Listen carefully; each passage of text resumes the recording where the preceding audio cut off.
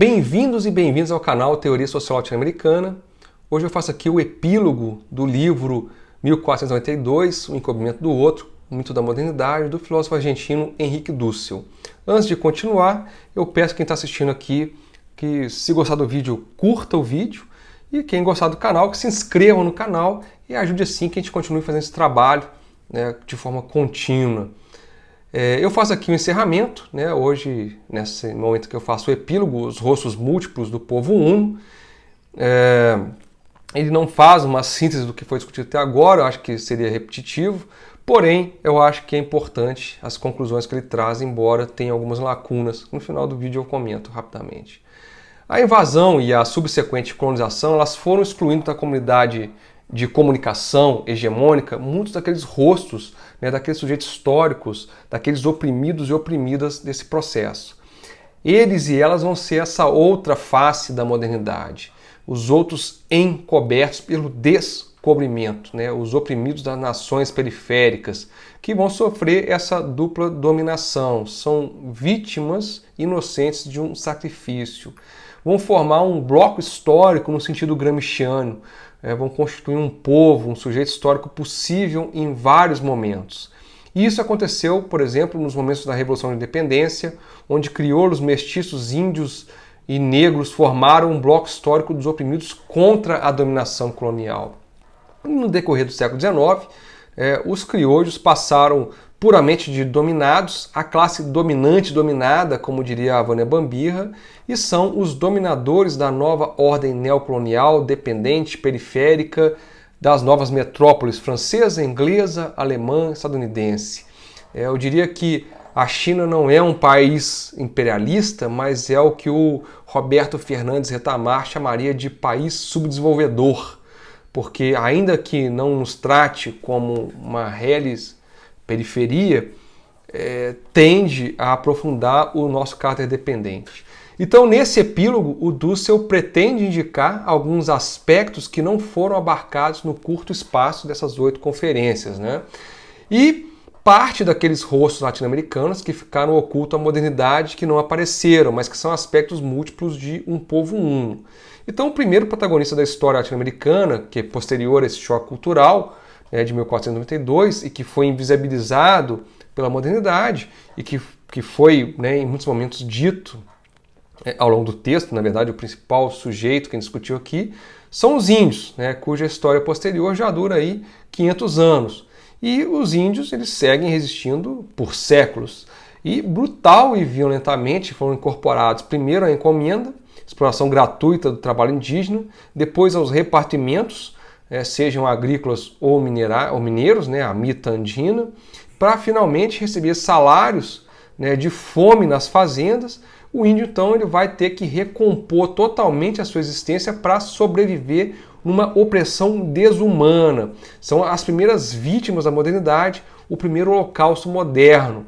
Os relatos que a gente tem do que acontece em regiões de mineração, em regiões de avanço do latifúndio, na América Latina como um todo, são de uma barbárie, de uma desumanidade absurda. Os invasores não eram 1% da população, mas eles dominavam os pontos-chave, e 99% da vida cotidiana era indígena. E reduzidos em seu número, eliminadas as elites das civilizações, o povo dos pobres, né, sobreviveu sem mais poder reviver o esplendor, né, do passado. Eles foram tornados aquilo que o Darcy Ribeiro e o Guilhermo Bonfil Batalha dizem, índios genéricos, né? A categoria colonial dominou os índios, né, de maneira sistemática e admitia certo uso comunitário, né, tradicional da terra e uma vida comunal própria. Mas o segundo golpe, o segundo holocausto, ele foi recebido pelo liberalismo pós-independência no século XIX, quando se começou a formar os Estados-nação. Esse liberalismo ele buscava construir um Estado forte, né, formar uma cidadania ainda que abstrata, burguesa, individualista, expandindo a propriedade privada, que era confundida, né, a cidadania com a propriedade privada, na verdade ela ainda é, né, confundida. aprofundando a inserção, né, subordinada ao mercado mundial, embora a gente tenha que partir do princípio de que era a única saída possível, para as nossas elites. Não estou defendendo as elites de fato, mas que a única base sobre a qual poderiam, né, se desenvolver era explorando o máximo possível, né, no primeiro momento, esses produtos primários exportadores. E eliminavam, né, exigiam mais terra e, portanto, eliminavam o que restava de vida comunal e de uso comum da terra. Então, os povos indígenas acabaram sendo, de fato, novamente, né, objeto de violência e destruição. Outro protagonista foram os escravos africanos. O tráfico ele vai imolar ao novo deus do sexto sol, o capital, cerca de 13 milhões de africanos. É o segundo holocausto da modernidade. Então, em 1504, são trazidos os primeiros escravos para Santo Domingo.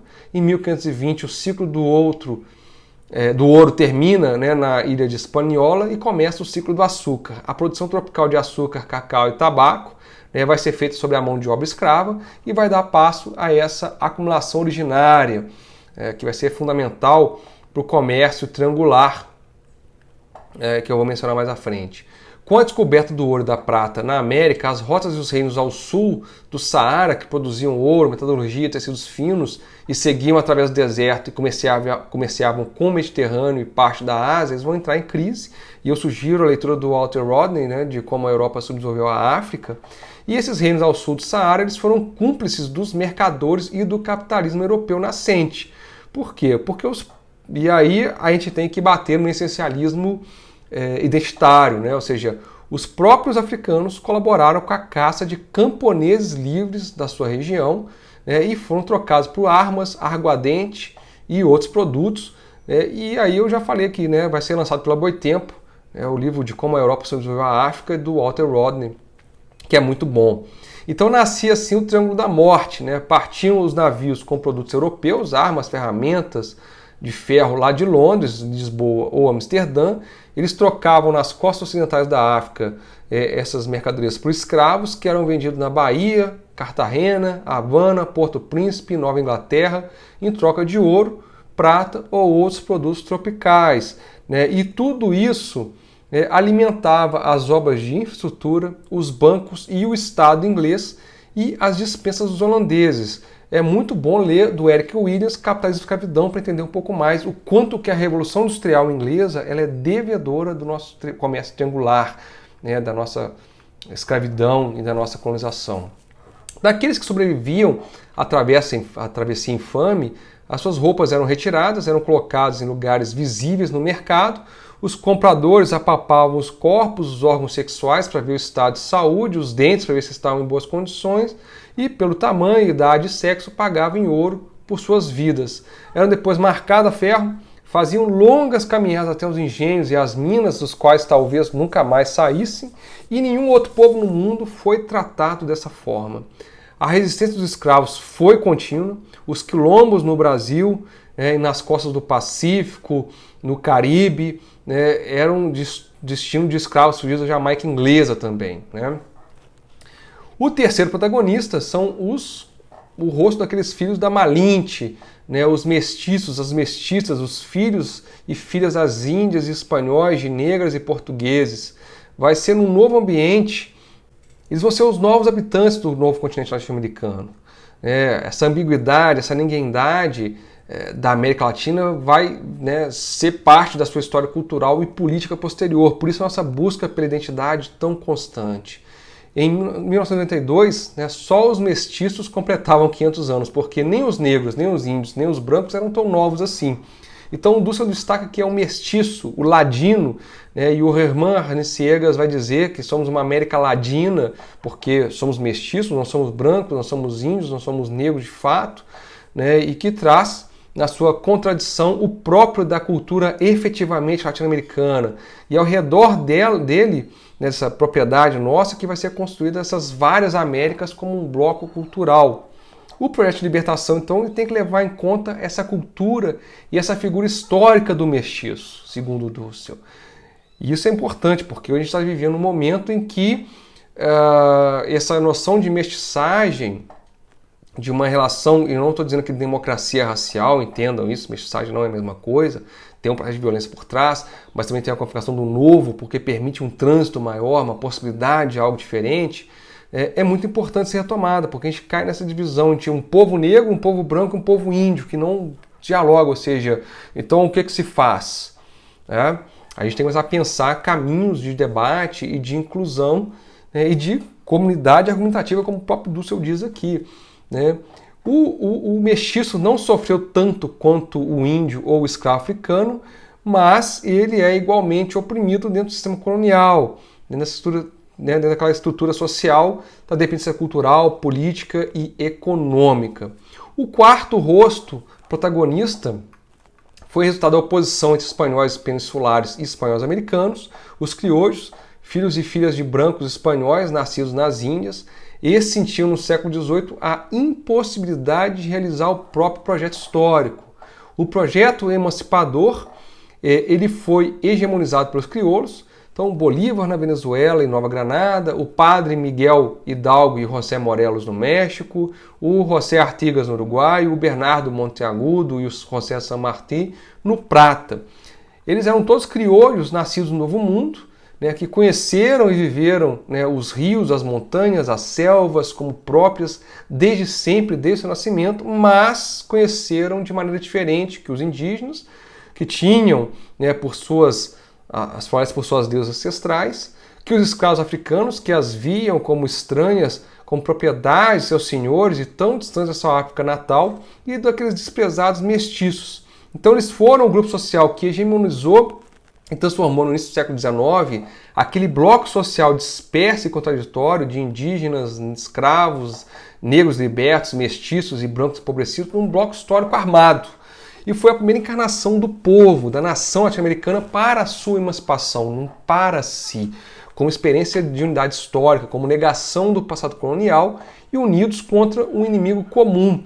Porém, esse projeto de emancipação, de construção da nação latino-americana, acabou fundando estados modernos, mas não concluiu a libertação, a integração dos grupos subalternos, das culturas populares nesse processo, que acabou ficando suspenso para um outro momento ser resolvido. Por isso que o Roberto Fernandes Retamar fala tanto da segunda emancipação. O quinto rosto são os camponeses. Muitos são simples indígenas que abandonaram suas comunidades, mestiços e brancos empobrecidos que se dedicaram a trabalhar a terra, ou escravos libertos sem perspectiva, e transformaram em pequenos proprietários de minifúndios, membros de herridos, peões mal pagos, parceiros, meeiros, mas sempre superexplorados. Até o final do século passado, a maioria da população na América Latina era camponesa, vivia no campo, e essa realidade tem mudado nos últimos 30 anos, 40 anos, e hoje somos, em tese, mais urbanos do que nesse período anterior que eu mencionei. Porém, a barbárie no campo não diminuiu. A expropriação de terras, a violência contra famílias camponesas e indígenas, ela é diária. A grilagem, o desmatamento, a monoprodução exportadora, e elas espelham essa expulsão violenta do campo, essa suposta barbárie do campo, é a outra face negada, encoberta da civilização dos mercados futuros da Avenida Faria Lima. Ou seja, a inviabilização da agricultura familiar que aprofunda a dependência pela realização do capital no mercado externo. O sexto rosto são os e as proletárias, o operariado.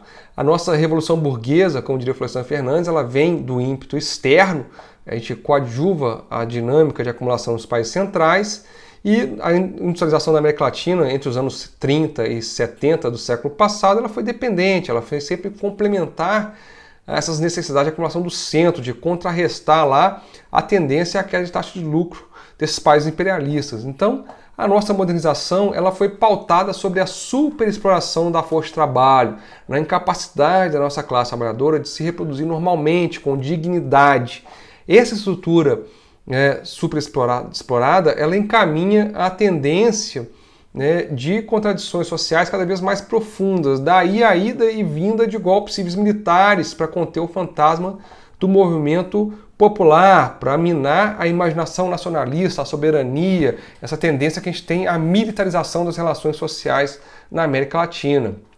O sétimo rosto, que hoje se faz muito atual, embora o termo e as análises sobre o tema tenham desaparecido, são os e as marginalizadas, né? Então, como eu mencionei antes, a nossa Revolução Burguesa ela vem incentivada de fora, ela não atende exatamente aos interesses nacionais. A nossa industrialização poupava força de trabalho num contexto superexplorador, de um excedente de força de trabalho disponível. O nosso latifúndio, o irmão siamês do capital industrial, expandia expulsando e violentando os camponeses, as camponesas. E a nossa urbanização, ela se fazia e se faz pela favelização. Todos esses processos eles levam à formação de uma superpopulação relativa e absoluta, a um contingente da população economicamente ativa que jamais adentrará um mercado de trabalho formal, jamais fará parte da ordem social competitiva, como já dizia o Florestan Fernandes.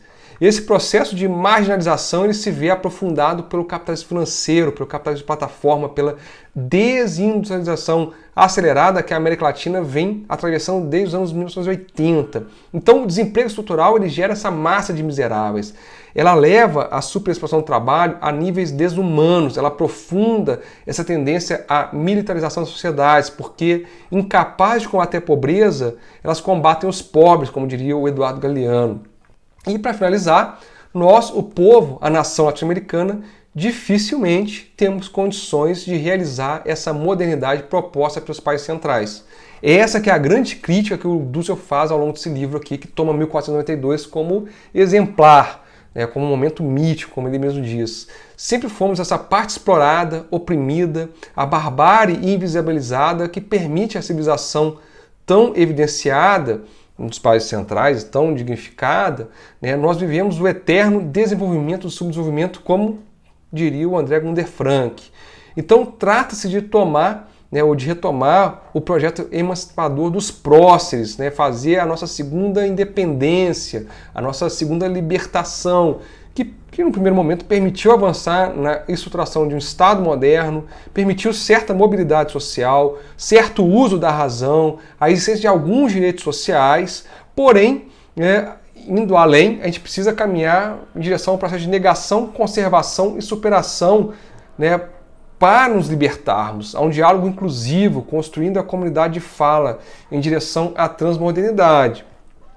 A questão é que, pelo menos para mim, a percepção é que o caminho proposto pelo Dussel não é muito claro, né? Embora dizer que nesse texto aqui ele tem que dar um caminho seria injusto com ele, tem outras obras que, né, como 20 teses sobre política, que direcionam, né, ao caminho da transformação, mas se pergunta, seriam as revoluções, né, necessárias aqui na América Latina ainda? Porque, observando o nosso contexto desses governos progressistas, a ideia de revolução, e eu diria que tirando aí o Hugo Chávez e o movimento bolivariano, ela desapareceu de todos os outros governos ditos progressistas ou de esquerda, seja o Partido Socialista na Argentina, o Partido dos Trabalhadores no Brasil, o movimento ao socialismo na Bolívia, esse movimento de renovação no Chile atual com Boric, todos eles tiraram a perspectiva de ruptura revolucionária, né, do horizonte. Então, cabe a nós o quê? Retomar uma ideia de revolução? Essa que é a pergunta que eu faço ao final. Bom, dito isso, quem acompanhou até aqui, eu agradeço muito a companhia nessas 8 ou 9 conferências que nós discutimos aqui.